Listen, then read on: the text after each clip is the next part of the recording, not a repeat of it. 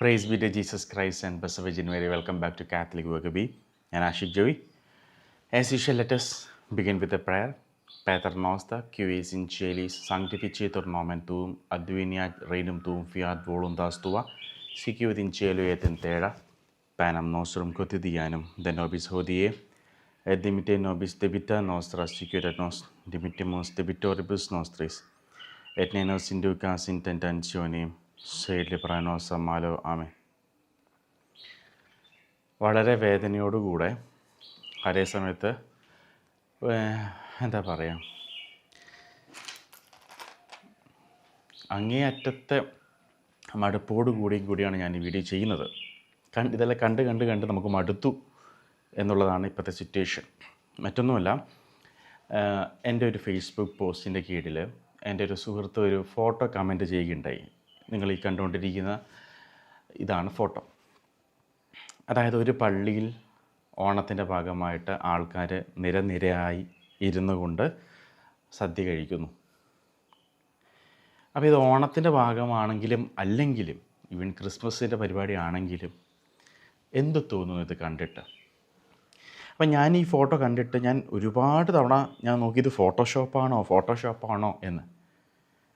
എൻ്റെ അടുത്ത് ഒന്ന് രണ്ട് പേരും കൂടെ പറഞ്ഞു, ചേട്ടാ ഇത് ഫോട്ടോഷോപ്പോ AI ഒന്നുമല്ലല്ലോ. കാരണം അൺബിലീവബിൾ ആയിട്ടുള്ള കാര്യമാണ് ഇതിലുള്ളത്. അപ്പം ഞാൻ കുറേ നോക്കിയിട്ട് ഇനി അഥവാ ഇത് ഫോട്ടോഷോപ്പ് എങ്ങാനാണോ, ആരെങ്കിലും സഭയെ അവഹേളിക്കാൻ ഉണ്ടാക്കിയെടുത്തതാണോ? അല്ല. ഇനി ഇത് ഏതാണ് പള്ളി, ഇത് ഏതാണ് ദൈവാലയം എന്നറിയാൻ ഞാൻ ഗൂഗിൾ ലെൻസ് ഉപയോഗിച്ച് സെർച്ച് ചെയ്തു.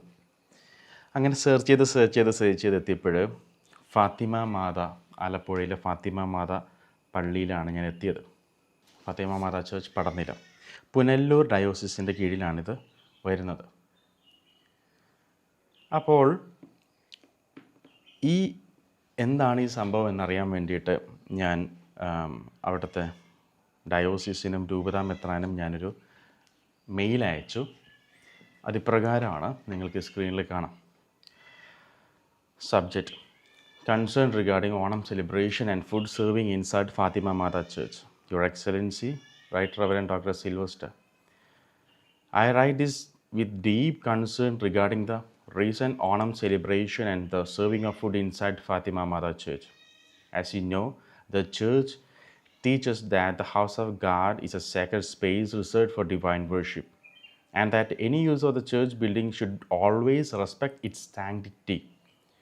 The celebration of a festival with food distribution within the sanctuary raises serious questions about reverence towards the Blessed Sacrament and the holiness of the place. I humbly ask, why was such an event permitted within the church? Does the diocese condone or support this incident? What is your Excellency's opinion regarding this act, which appears sacrilegious to many of the faithful? I place this matter before you with respect and earnestness, seeking clarity and guidance so that the sanctity of our churches may always be preserved. With prayers for you and for our diocese. ഞാൻ ഇതേ കാര്യം വാട്സാപ്പിലും post ഇട്ടായിരുന്നു. ഇതേ mail തന്നെ ഞാൻ ഫേസ്ബുക്കിലും ഇട്ടിട്ടുണ്ടായിരുന്നു. ഇത് കഴിഞ്ഞ് ഒരുപാട് പേര് അതിനെ കമൻറ്റായിട്ട് വന്നിട്ടുണ്ടായിരുന്നു. ഈവൻ ഓണം സെലിബ്രേഷനെ സപ്പോർട്ട് ചെയ്യുന്ന ആൾക്കാർ പോലും ഇത് കുറച്ച് കൂടിപ്പോയി എന്ന രീതിയിൽ തന്നെയാണ് അവർ വന്നിട്ടുണ്ടായിരുന്നത്. കുറച്ച് കഴിഞ്ഞപ്പോഴേക്കും എനിക്ക് കുറച്ച് മണിക്കൂറുകൾക്ക് മുൻപ് രൂപതയുടെ PRO ഫാദർ ക്രിസ്റ്റി എന്നെ വിളിച്ചിട്ട് പറഞ്ഞു, ഇങ്ങനെ ഒരു പോസ്റ്റ് കണ്ടിട്ടുണ്ട്, അവർ ഇതിൻ്റെ ഗൗരവം അവർക്ക് മനസ്സിലായി, അവർ വേണ്ട രീതിയിൽ ചർച്ചകൾ നടത്തുന്നു എന്നാണ് പറഞ്ഞത്. അപ്പം ഞാൻ ചോദിച്ചൊരു ചോദ്യം ഇത്രയേ ഉള്ളൂ. ഒരു വിജാതീയ ആരാധനാലയത്തിൽ, ഒരു മുസ്ലിം പള്ളിയിലായിക്കൊള്ളട്ടെ, ഒരു ഹൈന്ദവ അവരുടെ ആരാധനാലയത്തിലായിക്കൊള്ളട്ടെ, അമ്പലത്തിലായിക്കൊള്ളട്ടെ, ഈ രീതിയിലുള്ളത് അവർ പോലും ചെയ്യത്തില്ലെന്നുള്ളതാണ്. അവർ പോലും അവരുടെ ആലയത്തിൽ ഇത് ചെയ്യത്തില്ല. വിജാതീയർ പോലും ചെയ്യാൻ മടിക്കുന്ന ഒരു കാര്യമാണ് നമ്മൾ ചെയ്തത്. സോ അവർക്ക് ഇതിൻ്റെ ഉത്തരമില്ല, എന്തുകൊണ്ട് ഞങ്ങളിത് ചെയ്തു എന്നവർക്ക് ഉത്തരമില്ല. അവർ ചർച്ചയിലാണ്. അപ്പോൾ അവരെ വിളിച്ചത് പ്രധാനമായിട്ട് ഇതിനാണ്. ഇനി പോസ്റ്റ് ഡിലീറ്റ് ചെയ്തേക്ക്, ഫേസ്ബുക്കിൽ നിന്നും ഈ പോസ്റ്റ് ഡിലീറ്റ് ചെയ്തേക്ക് എന്നാണ് പറഞ്ഞത്. ഇനി ഡിലീറ്റ് ചെയ്തേക്ക്, ചെയ്യാമോ എന്നല്ല, ഡിലീറ്റ് ചെയ്തേക്ക്. അപ്പോൾ ഞാൻ പറഞ്ഞതാണ്, ഇതൊരു സാക്രിലേജാണ്.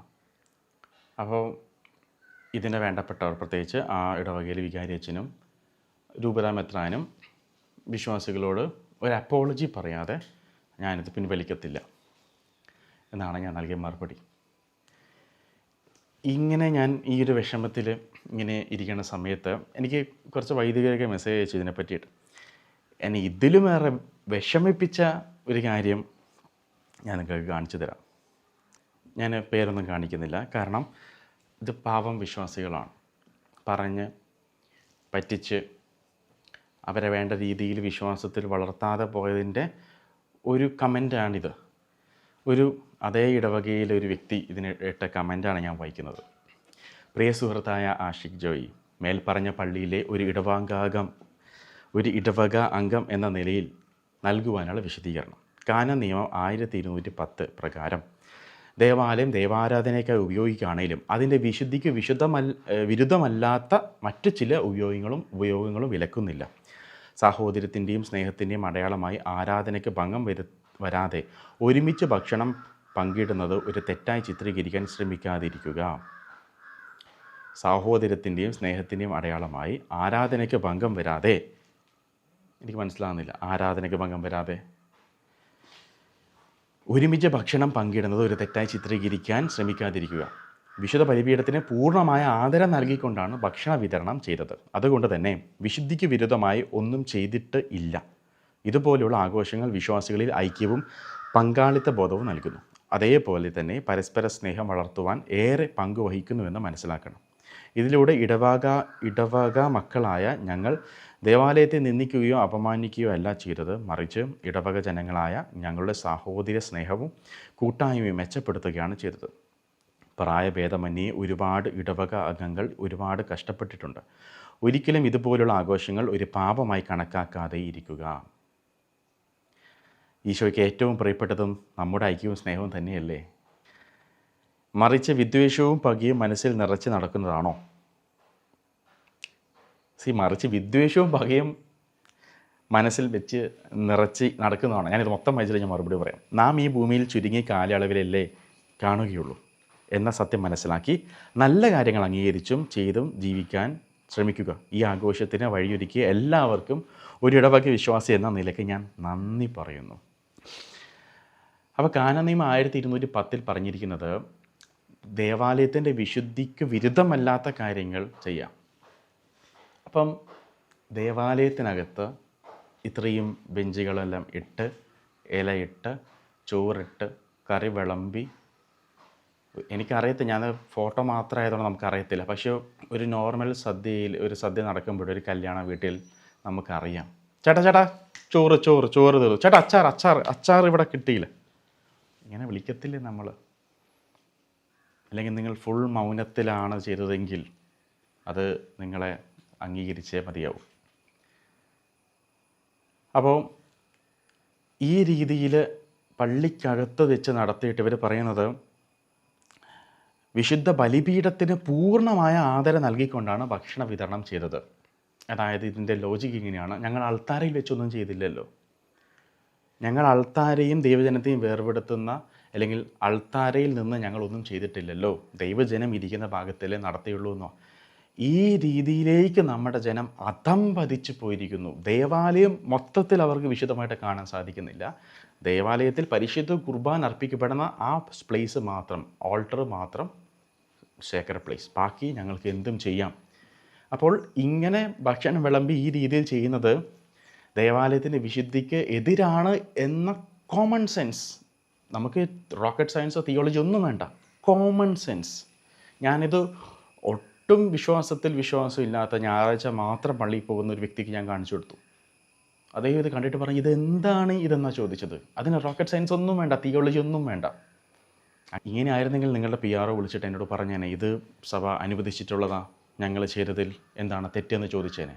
അവർക്കറിയാം ഇത് കുറച്ച് കടന്ന കൈ ആയിപ്പോയി. അപ്പോൾ ഇവിടെ ഇപ്പം ഒന്നാമത്തെ തെറ്റ് ഈ ദേവാലയത്തിനകത്ത് ഇത് നടത്തി എന്നുള്ളത് മാത്രം. രണ്ടാമത്, ഈ രീതിയിലുള്ള വിശ്വാസ ഫോർമേഷനാണ് പുനലൂർ ഡയോസിസിൽ നിന്നും ആ ഇടവകയിൽ പോയിട്ടുള്ള വൈദികർ അവർക്ക് നൽകിയിട്ടുള്ളത് എന്നത് ഏറ്റവും അധികം ഖേദകരമായിട്ടുള്ള കാര്യം. അതായത് എന്താണ് തെറ്റെന്ന് മനസ്സിലാവുന്നില്ല. വിശുദ്ധ ജോൺ പോൾ രണ്ടാമൻ പാപ്പ പറഞ്ഞൊരു കാര്യമുണ്ട്, അദ്ദേഹം പറഞ്ഞത് ഈ തലമുറയുടെ ഏറ്റവും വലിയ പ്രശ്നം എന്ന് പറയുന്നത് പാപബോധമില്ലായ്മയാണ് എന്ന്. പാപബോധമില്ലായ്മ. വിശുദ്ധ ജോൺ പോൾ രണ്ടാമൻ പാപ്പ പറഞ്ഞതാ. ഒന്ന് തെറ്റാണ്, ഈ ഒരു സംഭവം തെറ്റാണ് എന്നവർക്ക് തോന്നുന്നില്ല. ക്രിസ്തു എന്താ ചെയ്തത് ദേവാലയം വിശദീകരിക്കാൻ? ക്രിസ്തു എന്താ ചെയ്തത്? ദേവാലയത്തിനകത്ത് പോലുമല്ല, സേക്രഡ് പ്ലേസിൽ പോലുമല്ല ഈ ആളുകൾ ഈ എന്താ പറയുക കച്ചവടം നടത്തിയത്. വിജാതിയർക്ക് ഇരിക്കാനുള്ള പ്ലേസിലാണെന്ന് പറയുന്നത്. അതുപോലും ഈശോയ്ക്ക് ഇഷ്ടമല്ലായിരുന്നു. ഇവിടെ പറയുന്നത് കണ്ടില്ലേ, ഇതുപോലുള്ള ആഘോഷങ്ങൾ വിശ്വാസികളുടെ ഐക്യവും പങ്കാളിത്ത ബോധം നൽകുന്നു. മേശയ്ക്ക് ചുറ്റും ഒരുമിച്ചു കൂട്ടുന്ന സ്നേഹവിരുന്നാണു നീ, ഭിന്നതകൾ മറന്നു ചേരാൻ കൂട്ടായ്മയിൽ വളർന്നിടാൻ, ഐക്യത്തിൽ ഞങ്ങൾ പുലരാൻ തുണയ്ക്കും പങ്കുവെപ്പനുഭവം നൽകിയാലും, ദിവ്യകാരുണ്യമേ ബലിവേദിയിൽ ഞങ്ങൾക്കായി മുറിയും അപ്പമാണു നീ, ജീവൻ സമൃദ്ധമായുണ്ടാകുവാൻ നീ എന്നും മുറിക്കപ്പെടുന്നു, സ്വയമേ ശൂന്യമാകുന്നു. നമ്മളെ വിശ്വാസികളെ പങ്കാളിത്തത്തിലും ഐക്യത്തിലും നിർത്തേണ്ടത് ഈ പരിശുദ്ധ കുർബാനയാണ്, ബലിയാണ് എന്ന് പഠിപ്പിക്കാൻ അവിടുത്തെ വികാരച്ചന് സാധിച്ചില്ലേ, അവിടുത്തെ രൂപതാമെത്താന് സാധിച്ചില്ലേ എന്നുള്ളതാണ്. ഈ രീതിയിലുള്ളൊരു ഫോർമേഷനാണോ നിങ്ങൾ നൽകിയത്? ഞാൻ വിശ്വാസികളെ കുറ്റം പറയത്തേയില്ല. അവർ വഞ്ചിക്കപ്പെട്ടിരിക്കുകയാണ്. അവർക്ക് യഥാർത്ഥത്തിലുള്ള കാറ്റഗീസം. അപ്പോൾ ഞാൻ ചിന്തിക്കുന്ന അവിടെയുള്ള കാറ്റഗീസും ടീച്ചേഴ്സും ഇതുപോലെ തന്നെ പള്ളിക്കകത്തിരുന്ന് കഴിച്ചിട്ടുണ്ടാവത്തില്ലേ? ഈ കുഞ്ഞു പിള്ളേരത് കാണുന്നുണ്ടാവില്ലേ?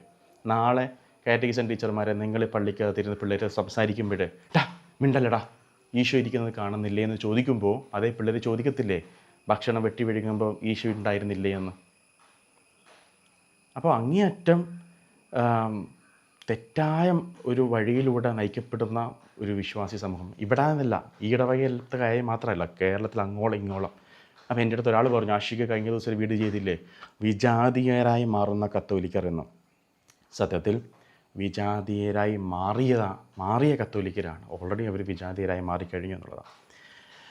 അപ്പോൾ ഇതിൽ പറഞ്ഞിരിക്കുന്നു, ഒരിക്കലും ഇതുപോലുള്ള ആഘോഷങ്ങൾ ഒരു പാപമായി കണക്കാക്കാതെ ഇരിക്കുക. ഇതെങ്ങനെ പാപമായി കണക്കാക്കാതിരിക്കാൻ സാധിക്കും? ഈശോയ്ക്ക് ഏറ്റവും പ്രിയപ്പെട്ടതും നമ്മുടെ ഐക്യവും സ്നേഹവും തന്നെയല്ലേ? മറിച്ച് വിദ്വേഷവും പകയും മനസ്സിൽ നിറച്ച് നടക്കുന്നതാണോ? നമ്മളിതിന് മറുപടി ഇങ്ങനെ നമ്മൾ എതിർത്തതാണ് ഇവർ വിദ്വേഷവും പകയെന്ന് പറയണത്. ഞാൻ ഇതുപോലെ എൻ്റെ പള്ളിയിൽ ഈ ചാട്ടവും കൂത്തവും ആട്ടവും സിനിമ കാണിക്കലും കണ്ടതിന് ഞാൻ ഇടവകയിലെ പാരീഷ് സെക്രട്ടറിയുടെ അടുത്ത് പറഞ്ഞതിനാണ്. പാരീഷ് സെക്രട്ടറിയോട് പറയുമ്പോൾ തീർച്ചയായിട്ടും അത് വികാരിച്ചനറിയും. കണ്ണൂർ രൂപത റവറൻഡ് ഡോക്ടർ അലക്സ് വടക്കൻതല പിതാവിൻ്റെ കീഴിലുള്ള രൂപതയിൽ എൻ്റെ അടുക്കൽ രൂപതയിൽ ഞാൻ കാറ്റഗിസം പഠിപ്പിച്ചുകൊണ്ടിരുന്നു എൻ്റെ ഇടവകയിൽ. അപ്പോൾ ഇവർക്കറിയാം ആഷിക്ക് ഈ കാര്യത്തിൽ കട്ട് ആൻഡ് റൈറ്റ് ആണ്. അപ്പോൾ അങ്ങനെ വർഷാവസാനമായി കാറ്റഗീസത്തിൻ്റെ അവസാനമായി ഈ സമയത്ത് കാറ്റഗീസം ടീച്ചേഴ്സും മതബോധന പ്രധാന അധ്യാപികയായുള്ള സിസ്റ്ററും കൂടെ ചേർന്ന് തീരുമാനിച്ചു ആഷിക്കിനെ ഹെഡ് മാസ്റ്റർ ആക്കാം. ഞാൻ 2 കൈ നീട്ടി സ്വീകരിച്ചു. പ്രവേശനോത്സവ ദിവസമായി. ഞാൻ വളരെ സന്തോഷത്തോടുകൂടെ പ്രാർത്ഥിച്ചൊരുങ്ങി 1 വർഷം ഈ കാറ്റഗീസ് എങ്ങനെ മുന്നോട്ട് കൊണ്ടുപോകാം എന്ന ആ ഒരു ഇയർ പ്ലാനൊക്കെ ആയിട്ടാണ് ഞാൻ വന്നത്. പ്രവേശനോത്സവമായി, പരിശുദ്ധ കുർബാന കഴിഞ്ഞു, പ്രവേശനോത്സവമായി. സാധാരണ പ്രവേശനോത്സവത്തിൽ മാതാപിതാക്കളെ പ്രധാന അധ്യാപകൻ അഡ്രസ്സ് ചെയ്യണമല്ലോ, സംസാരിക്കണമല്ലോ. എന്നെ വിളിക്കുന്നില്ല, എന്നെ വിളിക്കണേ ഇല്ല. അപ്പം ഞാൻ സത്യത്തിൽ വളരെയധികം ഞാൻ അവിടെ ഹ്യൂമിലിയേറ്റ് ചെയ്യപ്പെട്ടു. പക്ഷെ പോട്ടെ, എനിക്ക് എന്താ സംഭവം എന്ന് എനിക്ക് മനസ്സിലാവുന്നില്ല. ഞാൻ എന്നിട്ട് ഈ സിസ്റ്ററിനോട് ചോദിച്ചു, എന്താണ് സംഭവം? ഞാൻ തന്നെയല്ലേ ഹെഡ് മാസ്റ്റർ, എനിക്കറിയത്തില്ല. അപ്പോൾ നോക്കാം, ഈ അവിടെ കാറ്റഗിസം പഠിപ്പിക്കാനോ ഇതിനൊന്നും ഞാൻ ഒരു കാര്യത്തിനും ഞാൻ അങ്ങോട്ട് പോയിട്ട് പറയാറില്ല. ഈശോയ്ക്ക് ആഗ്രഹമുണ്ടെങ്കിൽ അവരിലൂടെ ഇങ്ങോട്ട് വരും എന്നൊരു ചിന്താഗതിക്കാരാണ് ഞാൻ. അപ്പോൾ എന്നെ വിളിച്ചു, അതുകൊണ്ട് ഞാൻ പോയി. ഹെഡ് മാസ്റ്റർ ആവാൻ പറഞ്ഞു, അതുകൊണ്ട് ഞാൻ ഓക്കെ പറഞ്ഞു. അങ്ങനെ ഞാൻ ചോദിച്ചു, എന്താണ് പ്രവേശനോത്സവം കഴിഞ്ഞല്ലോ, അപ്പോൾ എന്ത് പറ്റി, എന്നെ വിളിച്ചില്ലല്ലോ സംസാരിക്കാൻ, ഞാൻ തന്നെയല്ലേ ഹെഡ് മാസ്റ്റർ? അപ്പോഴാണ് ആ ഞെട്ടിക്കുന്ന കാര്യം ഞാൻ അറിഞ്ഞത്. ആഷിഖിനെ ഹെഡ് മാസ്റ്റർ ആക്കിയാൽ ഞാൻ ഇവിടെ നിന്നും ട്രാൻസ്ഫർ വാങ്ങി പോകുമെന്ന് വികാരി അച്ഛൻ, ഹോളി റോസറി തലശ്ശേരി കണ്ണൂർ രൂപതയുടെ കീഴിലുള്ള വികാരി അച്ഛൻ ഭീഷണിപ്പെടുത്തിയിരിക്കുകയാണ്. ഒന്ന് ചിന്തിച്ച് നോക്കൂ. എനിക്ക് ആകെ 30 വയസ്സായിട്ടുള്ളൂ. 1994 ജനിച്ച ഒന്നും അറിയാത്തൊരു പയ്യൻ.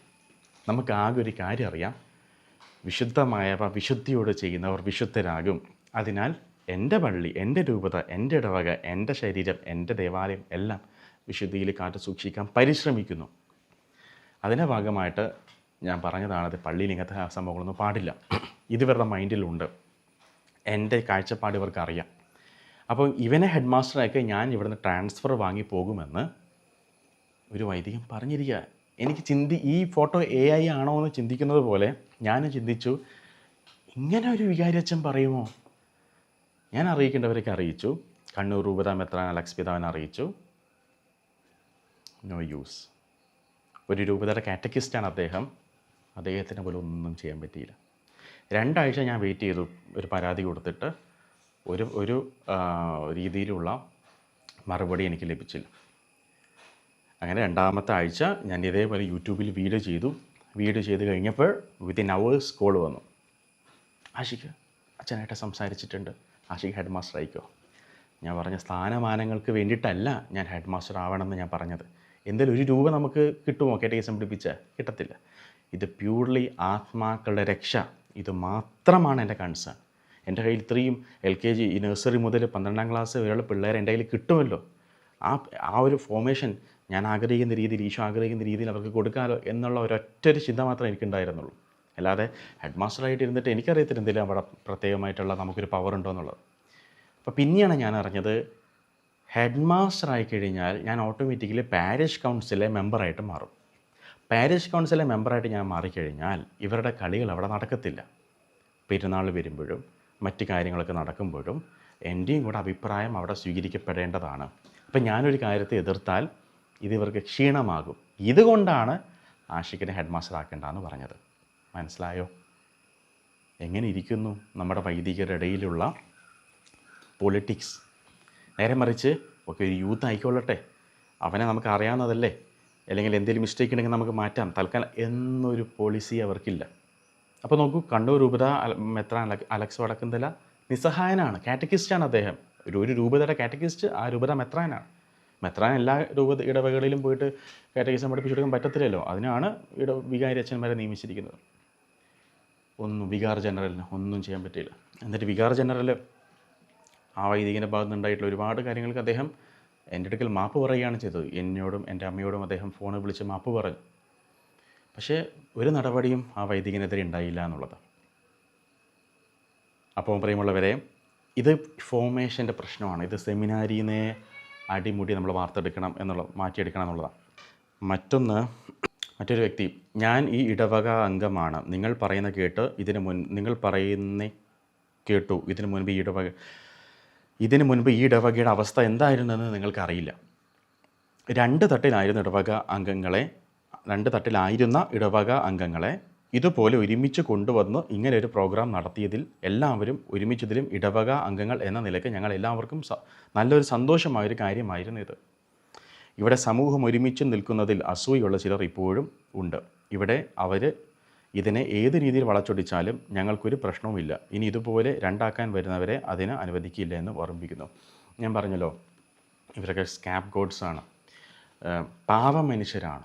നേരായ രീതിയിലുള്ള വിശ്വാസം കൊടുക്കപ്പെടാതെ വഴിതെറ്റിപ്പോയിട്ടുള്ള, വിശ്വാസപരമായ കാര്യങ്ങളിൽ വഴിതെറ്റിപ്പോയിട്ടുള്ള ആളുകളാണ്. അതുകൊണ്ട് ഞാൻ ഇവരൊരിക്കലും കുറ്റം പറയത്തില്ല. ഞാൻ കുറ്റം പറയുക പുനലൂർ ഡയോസിസിലെ മാത്രമാണ്. ഈ ഒരു സംഭവം അവിടെ നടന്നു എന്നത് മാത്രമല്ല, ഒരു ബേസിക് കാറ്റഗിസം പോലും അവിടെയുള്ള വിശ്വാസികൾക്ക് കൊടുക്കാൻ ഇവർക്ക് സാധിച്ചിട്ടില്ലെന്നത് അങ്ങേയറ്റം ഖേദകരമായിട്ടുള്ളൊരു കാര്യം കൂടിയാണ്. അത് മാത്രമല്ല, ഒന്ന് നോക്കൂ, ഞാൻ മെയിൽ അയച്ചിട്ട് മണിക്കൂറുകളായി മെയിൽ അയച്ചിട്ട്, ഞാൻ രൂപത മെത്രാൻ്റെ വ്യക്തിപരമായിട്ടുള്ള മെയിൽ ഐ ഡിയിലും രൂപതയുടെ മെയിൽ ഐ ഡിയിൽ അയച്ചിട്ട് ഒരു ഒരു മറുപടി തരാൻ പോലുമുള്ള സമയമില്ല. അവർ ചർച്ചകളിലാണ്. അപ്പോൾ PR എന്നെ വിളിച്ചതിൻ്റെ കാര്യം എക്സ്പ്ലനേഷൻ തരാനല്ല, ഈ ഫേസ്ബുക്ക് പോസ്റ്റ് ഡിലീറ്റ് ചെയ്യാനാണ്.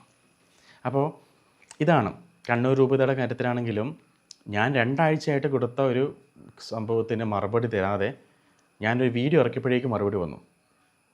സെയിം സംഭവമാണ് ഇവിടെ നടക്കുന്നത്. ഇത് ഞാനിങ്ങനെ ഇട്ടില്ലായിരുന്നെങ്കിൽ ഇത് ആസ് യൂഷ്വൽ ഒരു ഓണം കഴിഞ്ഞ് പോയതുപോലെ പോകും. അടുത്ത വർഷം ഇവർ ആചരിക്കും. അപ്പോൾ ആരെങ്കിലുമൊക്കെ ഇങ്ങനെ സംസാരിക്കുമ്പോഴേ ഇവർ ചിന്തിക്കത്തുള്ളൂ, ഒരു സ്വബോധം വരത്തുള്ളൂ, ഇത് ദേവാലയമാണ്, ഇത് പരിശുദ്ധമാണ് എന്നുള്ളത്. അപ്പോൾ ഇങ്ങനെ പബ്ലിക്കായിട്ട് പറയുമ്പോൾ നമ്മൾ എന്തിനു ഭയക്കുന്നു? അതായത് നമുക്ക് ചെയ്യാം പക്ഷേ പറയാൻ പാടില്ല എന്ന് പറയുന്നത് പോലെ, ഞങ്ങളിത് ചെയ്യും പക്ഷേ നിങ്ങളിതിനെ ഒന്നും പറയരുത്, പറഞ്ഞാൽ അത് ഡിലീറ്റ് ചെയ്യണം, ആ വീഡിയോ ഡിലീറ്റ് ചെയ്യണം, അല്ലെങ്കിൽ ആ പോസ്റ്റ് ഡിലീറ്റ് ചെയ്യണം എന്ന് പറയുന്നത് അത് ഭീരുത്വമാണ്. അപ്പോൾ നിങ്ങൾ ചെയ്യേണ്ടത്, നിങ്ങൾ സഭയുടെ ഡോക്യുമെൻ്റ് വെച്ചിട്ട് നിങ്ങളിത് ജസ്റ്റിഫൈ ചെയ്യും. നിങ്ങളിത് ശരിയാണെന്ന് പറയുന്നെങ്കിൽ നിങ്ങൾ ജസ്റ്റിഫൈ ചെയ്തിട്ട് ഒരു സർക്കുലർ ഇറക്കി രൂപത. അല്ലെങ്കിൽ നിങ്ങൾ പറ, ഞങ്ങൾക്ക് തെറ്റുപറ്റിപ്പോയി, രൂപത നേതൃത്വത്തിന് തെറ്റുപറ്റിപ്പോയി, അല്ലെങ്കിൽ വികാരിയച്ഛൻ പറയട്ടെ എനിക്ക് തെറ്റുപറ്റിപ്പോയി, എനിക്ക് സെമിനാരിയിൽ കിട്ടിയിരിക്കുന്ന ഫോർമേഷൻ ഇങ്ങനെയാണ്, അതുകൊണ്ട് ആണ് ഞാൻ ഇങ്ങനെ ചെയ്തതെന്ന് പറയട്ടെ. അതുകൊണ്ട് പ്രിയമുള്ളവരെ, ഇതാരും കുറ്റപ്പെടുത്താനോ ആരെയും വേദനിപ്പിക്കാനോ അല്ല. നിങ്ങളൊന്ന് ചിന്തിച്ചു നോക്കൂ, നമ്മുടെ സഹോദരങ്ങളായിട്ടുള്ള മറ്റു മതസ്ഥരുടെ ആലയങ്ങൾ എത്ര ഭക്തിയോടുകൂടിയും സേക്രഡായിട്ടും ആണ് അവരവരുടെ ആലയങ്ങൾ കരുതുന്നത്, അവർ കാത്തു സൂക്ഷിക്കുന്നത്. എത്ര ഭയഭക്തിയോടു കൂടിയാണ് അവരവിടെ നിൽക്കുന്നത്. നമ്മുടെ ക്രിസ്തു ബലിയായിത്തീരുന്ന ആ ബലിപീഠത്തിന് താഴെ ഇരുന്ന് ആ ദേവാലയത്തിലിരുന്ന് ഭക്ഷണം കഴിച്ചിട്ട് ഞങ്ങൾ അൾത്താരയിൽ നിന്ന് കഴിച്ചില്ലല്ലോ എന്ന് നമുക്ക് പറയാൻ മാത്രം നമ്മൾ എത്രമാത്രം ആത്മീയമായിട്ട് അതംപതിച്ച് കഴിഞ്ഞു എന്ന് നമ്മൾ ചിന്തിക്കണം. അതുകൊണ്ട് പ്രിയമുള്ളവരെ, ഇതാരും വേദനിപ്പിക്കാനൊന്നുമല്ല കേട്ടോ, നമ്മുടെ വിഷമമാണ്, നമ്മുടെ ദുഃഖമാണ്. ഇത് ഒരു രൂപതയിലോ ഒരു ഇടവകയിലോ പ്രശ്നമല്ല, ഇത് മിക്ക സ്ഥലത്തും നടക്കുന്നൊരു കാര്യമാണ്. എൻ്റർടൈൻമെൻറ്റ് പ്ലേസ് ആയിട്ട് ദേവാലയങ്ങൾ മാറി എന്നുള്ളത്. എൻ്റർടൈൻമെൻറ്റ് പ്ലേസ് എന്ത് ക്രിസ്മസ് പരിപാടിക്കായിക്കൊള്ളട്ടെ, കാറ്റഗിസം പരിപാടിക്കായിക്കൊള്ളട്ടെ, എല്ലാത്തിനും നമ്മൾ തിരഞ്ഞെടുക്കുന്ന പള്ളിയാണ്. ഇതുകൊണ്ടാണെന്ന് തോന്നുന്നു ഇങ്ങനൊരു ചൊല്ലു വന്നത്, പോയി പള്ളിയിൽ പോയി പറ എന്ന് നമ്മൾ പറയത്തില്ല. അതായത് പള്ളിയിൽ എന്ത് നടക്കും, പള്ളിയിൽ പോയാൽ എന്ത് നടക്കും, നീ പള്ളിയിൽ പോയി പറ. Everything is allowed inside a church. അതുകൊണ്ടാണെന്ന് തോന്നുന്നു ആ ഒരു പ്രോവർബ് വന്നത്, പള്ളിയിൽ പോയി പറ. അതുകൊണ്ട് കാറ്റഗിസം പിള്ളേർ ഇങ്ങനെ ഇരുന്ന് സംസാരിക്കുമ്പോൾ മിണ്ടാതിരിയടാ ഇത് പള്ളിയാണെന്ന് അറിയത്തില്ലേ എന്ന് പറയുമ്പോൾ പിള്ളേർ തിരിച്ചിങ്ങോട്ട് ചോദിച്ചാൽ നമുക്ക് ഉത്തരം ഉണ്ടാകത്തില്ല. അപ്പോൾ കഴിഞ്ഞ ആഴ്ച ടീച്ചറെ ഇത് പള്ളിയായിരുന്നില്ലേ, നിങ്ങൾ ഓഡിറ്റോറിയം പോലെ ആക്കിയല്ലോ എന്ന് ഇടവകയത്തതോ ഇതിന് സമാനമായ രീതിയിൽ സംഭവങ്ങൾ നടക്കുന്ന ഇടവകയിലെ വിശ്വാസികളോ കുഞ്ഞു പിള്ളേരെ ചോദിച്ചാൽ നമ്മളെന്ത് മറുപടി പറയും? ഒന്നും പറയാനില്ല. ഇത്രയേ ഉള്ളൂ എനിക്ക് പറയാനുള്ളൂ. നിങ്ങളൊക്കെ കൂടെ, കേരളത്തിലെ ബിഷപ്പന്മാർ വിശ്വാസം പഠിപ്പിച്ച് കുളിപ്പിച്ച് കുട്ടിയെ ഇല്ലാതാക്കുന്ന അവസ്ഥയിലെത്തി. അപ്പോൾ എനിക്കൊന്നും പറയാൻ കിട്ടുന്നില്ല എന്നുള്ളത്, എനിക്കൊന്നും പറയാൻ എനിക്ക് വാക്കുകൾ കിട്ടുന്നില്ല. എന്തേലും കാണിക്കുക. പരിശുദ്ധമായിട്ട് പ്രാർത്ഥിക്കാം. നമുക്ക് ഈശോയിലും മാതാവിലും മാത്രമേ നമുക്ക് പ്രതീക്ഷയുള്ളൂ, നമ്മുടെ പ്രത്യാശയുള്ളൂ. Ave Maria, gracia plena, Dominus tecum, benedicta in mulieribus, et benedictus fructus ventris tui, Iesus. Sancta Maria, Mater Dei, ora pro nobis peccatoribus, nunc et in hora mortis nostrae. Amen. Viva Christore.